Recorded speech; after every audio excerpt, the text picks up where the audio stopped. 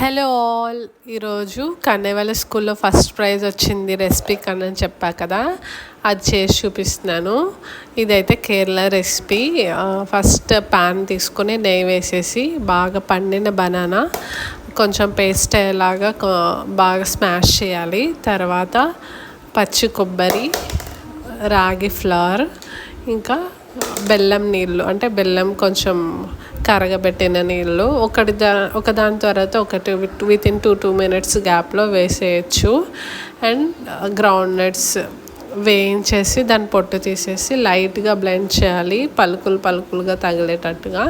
Light sweet ఉంటుంది, even sugar patients కూడా తినచ్చు.